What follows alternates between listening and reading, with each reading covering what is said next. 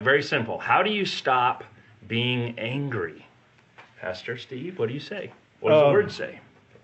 Well, there's a passage in Ephesians chapter 4. This is actually a great chapter for, just lifestyle changes, basically.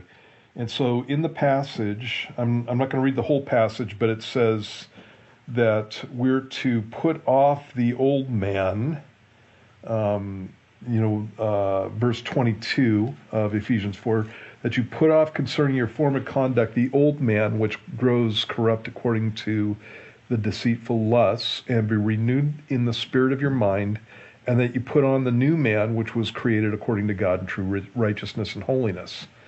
And then he gives some examples of how this is done. It says, therefore, putting away lying, that means stop lying.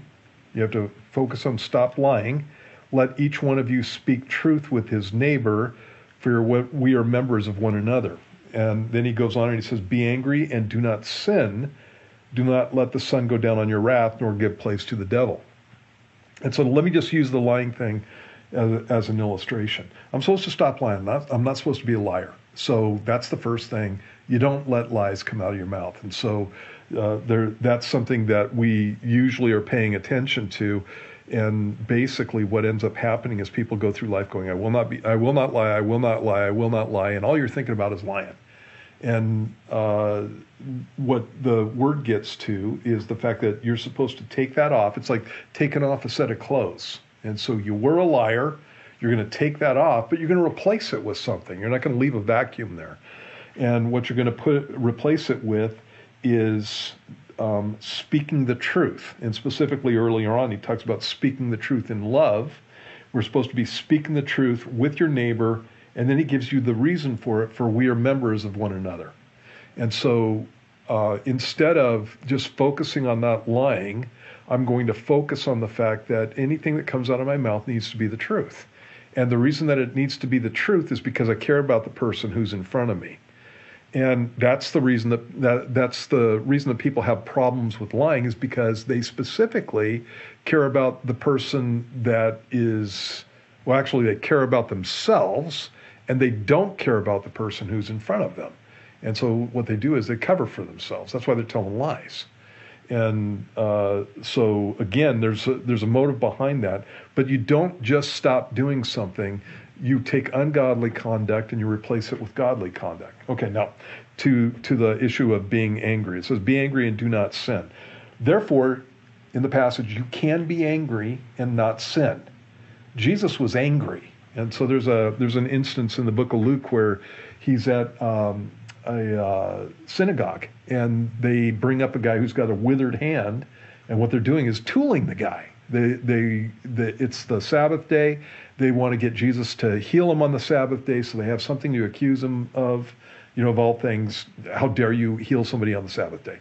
Anyway, that was the motive behind it, and the Bible says that when they brought this guy up to him, Jesus looked around on these guys with anger. He was angry. Jesus gets angry when he goes into the temple, and he comes out, makes a whip of cords, and goes back in and does what you do with a whip of cords, and flips their tables and runs them out.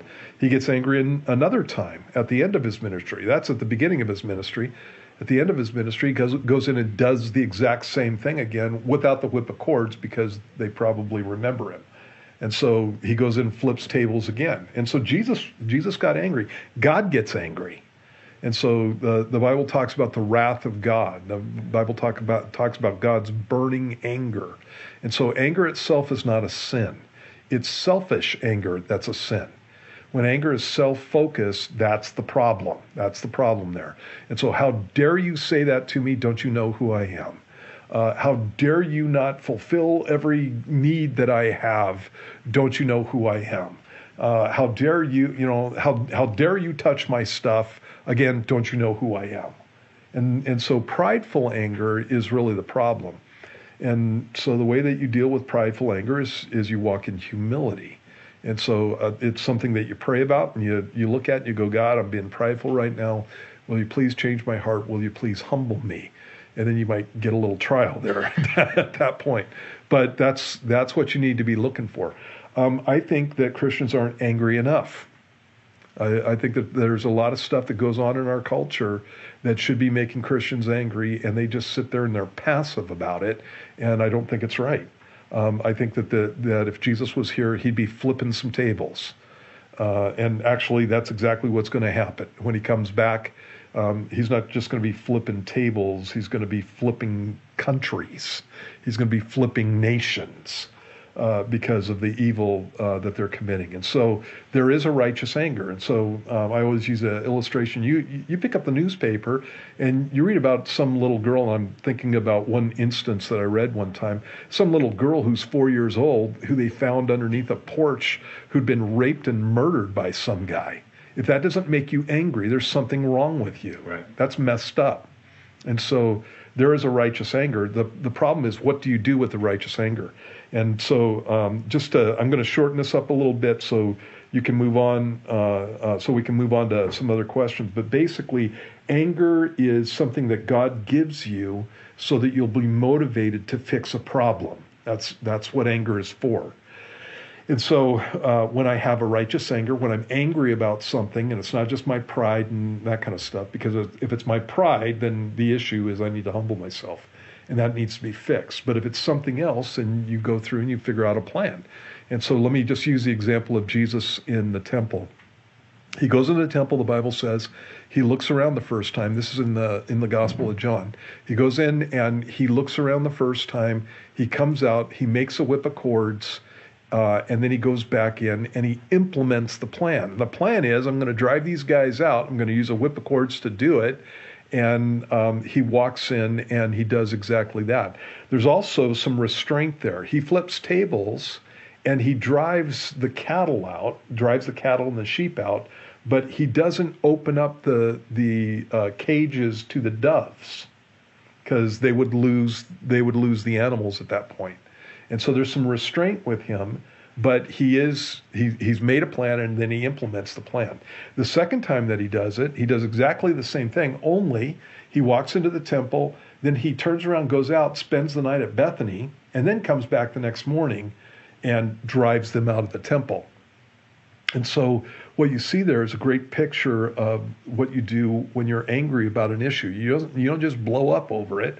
What you do is you get a plan, you figure out how it's, again, this is designed to motivate you.